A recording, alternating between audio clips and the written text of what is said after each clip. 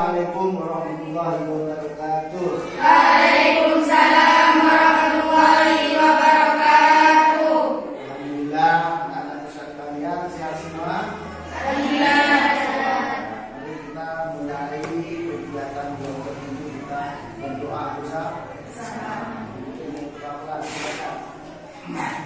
Sebelum kita mulai pelajaran, mari kita berdoa. Berdoa mulai.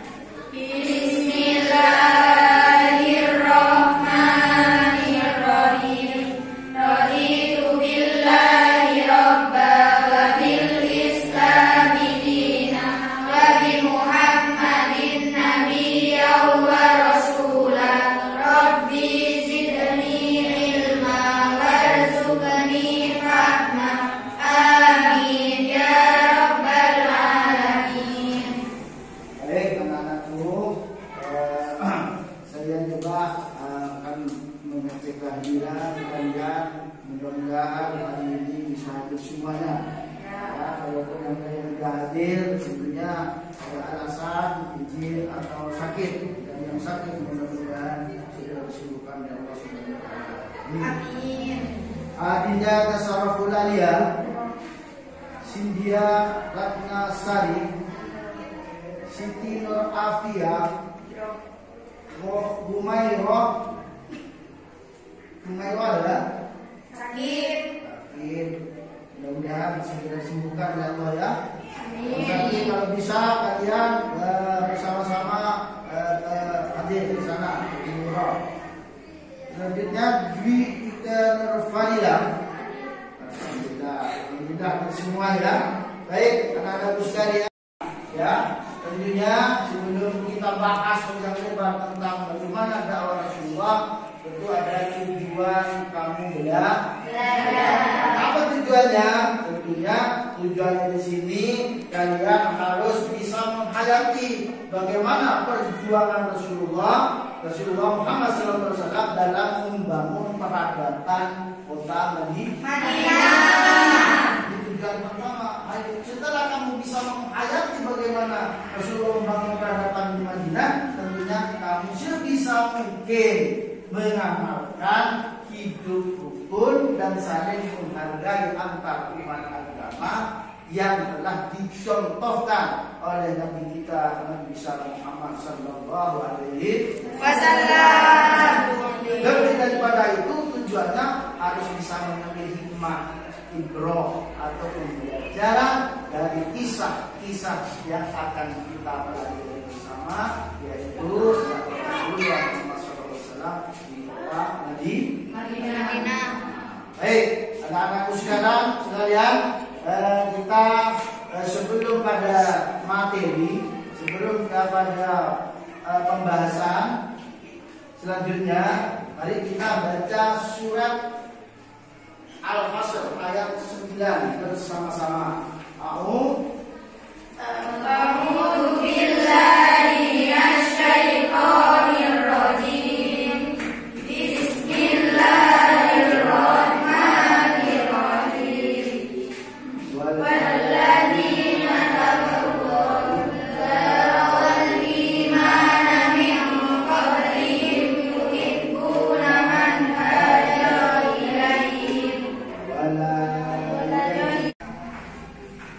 Baik, anak-anakku sekalian, kita lihat di sini sebelum keberhasilan Rasulullah Muhammad SAW berdakwah di kota Madinah dengan istilah membangun peradaban di Madinah, tidak lepas perjuangan sebelum itu, yaitu perjuangan dakwah Rasulullah di kota Mekah. Kira-kira berapa tahun Rasulullah berdakwah di Mekah?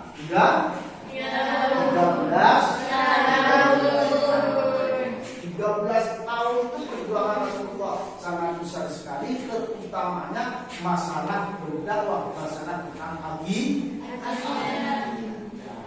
Bagaimana strateginya? Tentu strateginya Rasulullah di sini, setiap sesuatu yang dilakukan punya metode, punya cara, punya strategi, yaitu sirrun wajah. Strateginya siri, rahasia, dan keterangan. Ini awal pemuda dakwah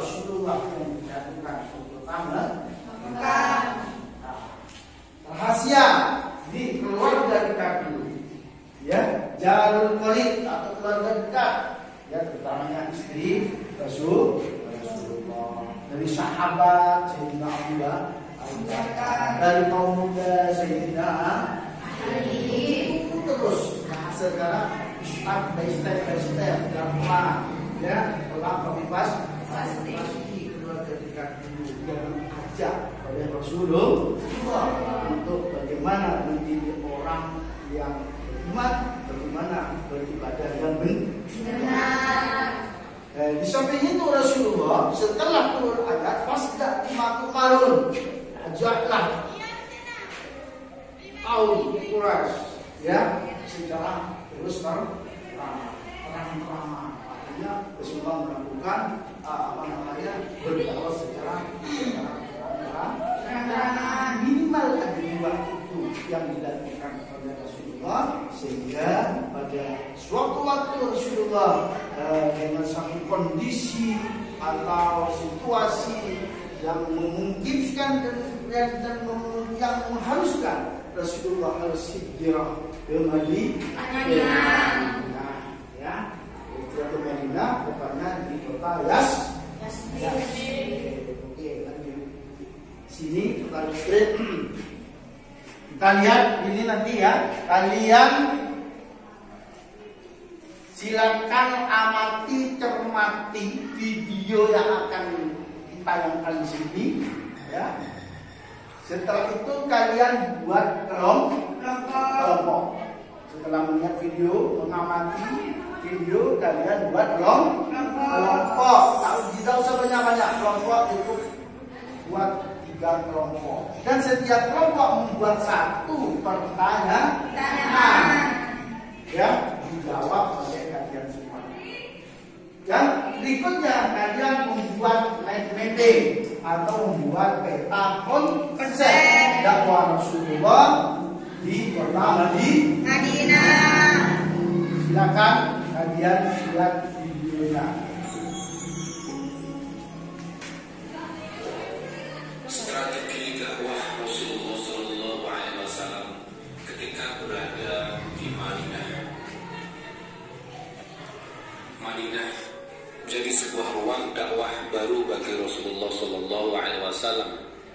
Setelah dakwah di Mekah terasa sempit bagi dakwah Rasulullah Shallallahu Alaihi Wasallam dan umat Islam pada waktu itu.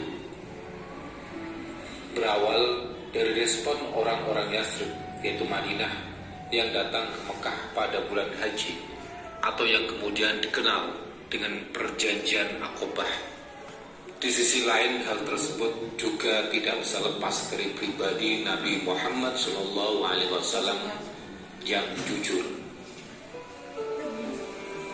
Keberhasilan dakwah Rasulullah SAW pada waktu itu bisa dilihat dari orang-orang Yathrib, baik ketika perjanjian Aqobah 1 maupun 2. Dimanapun mereka mau mengubah sikap dan perilaku mereka, bahkan bersedia menjadi pelindung Rasulullah SAW.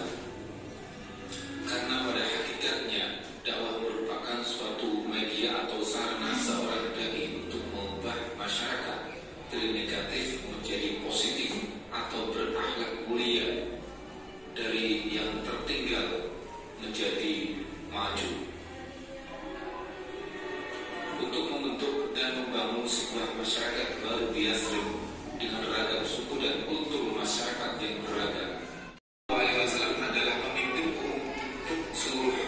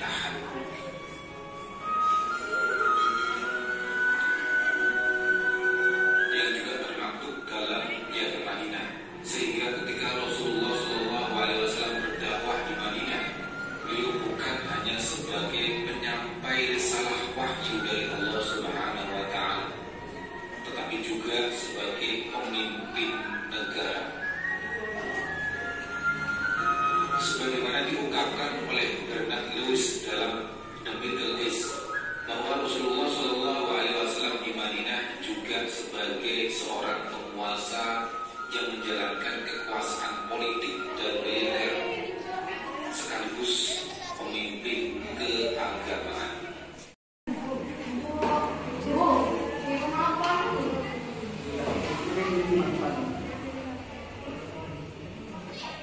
Yang baik ya, buat catatan saya yang baik, buat pertanyaan yang hot. Ya Pak.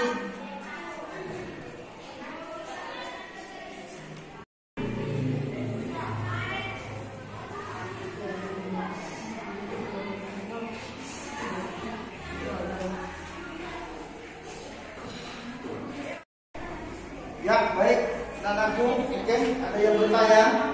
Aku sudah siap dengan pertanyaan dan jawaban. Ada. Silakan. Ada. Silakan, kelompok Satu. kelompok Satu. Silakan. Saya dari kelompok 1, saya akan bertanya. Jelaskan tahapan-tahapan dakwah Rasulullah SAW ke Madinah. Nah, ini pertanyaan dari kelompok ini bertanya tentang bagaimana tahapan-tahapan dakwah Rasulullah di Madinah. Siapa yang bisa jawab? Silakan.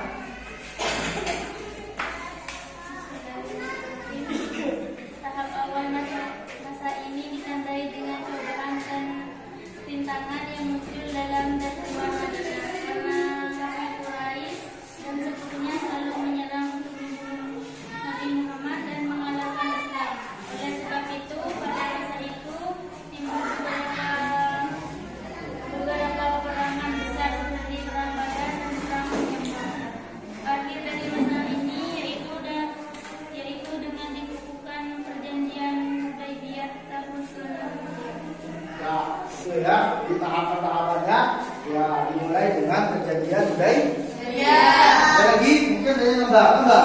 Ya, silakan. Jawaban. Tahapan kedua ditandai dengan adanya perdamaian dan para tokoh penyembah berhala, kaum paganisme dan berakhir dengan terbukanya kota Makkah pada bulan 8 Hijriah yang merupakan simbol kemenangan untuk Islam, ditandai dengan korespondensi para raja di Jazirah Arab. Ya, jadi tambahan jawaban di teman kalian, ya. Ini melakukan perdamaian dengan masyarakat Quraisy atau orang-orang yang beribadah paganisme yang menyembah istilah paganisme. Ya, baik, tepuk tangan semuanya. Mungkin ada yang mau menambah dari pertanyaan nomor 1 atau kita lanjut pertanyaan nomor 2? Ya, silakan. Assalamualaikum warahmatullahi wabarakatuh. Saya perwakilan dari kelompok 2 akan bertanya, apa yang melatar belakangi perintah Allah agar Rasulullah dan para sahabatnya hijrah ke Madinah? Yang melatar belakangi, ini pertanyaannya kurang keras, kurang begitu. Yang melatar belakangi Rasulullah itu hijrah ke Madinah. Ada yang bisa jawab? Silakan. Latar belakang perintah Allah agar Rasulullah hijrah ke Madinah adalah penindasan kaum kafir Quraisy yang semakin berat dirasakan oleh para sahabat Nabi yang mempertahankan keimanan kepada Allah dengan adanya upaya pembunuhan terhadap Rasulullah. Ya, itu ya yang melatar belakangi. Jadi juga terlihat di video tadi karena sempitnya dakwah Rasulullah, karena ada sebuah penindasan terhadap pengikut Rasulullah yang melatar belakangi Rasulullah beserta para sahabat hijrah ke Madinah. Ada yang lagi tambah jawaban kedua? Tidak ada. Ayo tepuk tangan untuk silakan. Mungkin ada lagi pertanyaan? Ya, baik anak-anakku, setelah kita melaksanakan beberapa tugas, ya, dengan membuat soal, jawaban, kalian juga buat data konsep. Kalian harus sekarang menyimpulkan serta perwakilan kalian untuk bisa menyimpulkan dari apa dari hasil diskusi hari ini. Silakan siapa yang mau silakan. Kesimpulannya adalah 1. Dakwah Rasulullah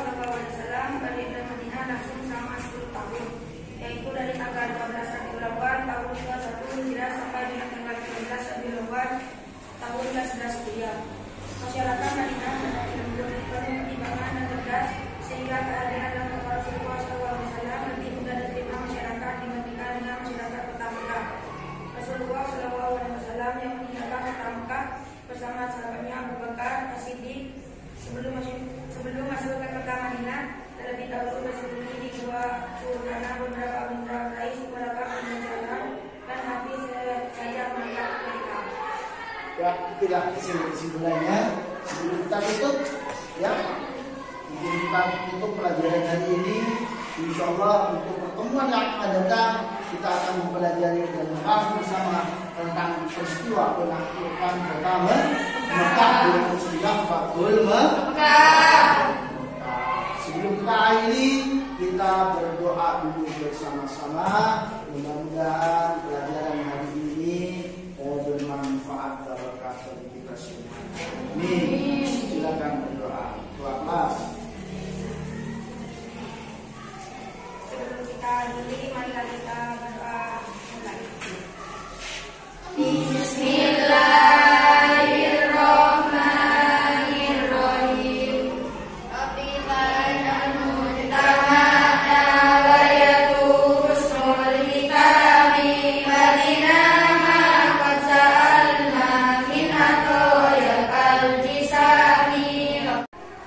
Baik, anak-anakku, sebelum kita tutup, kami akhiri.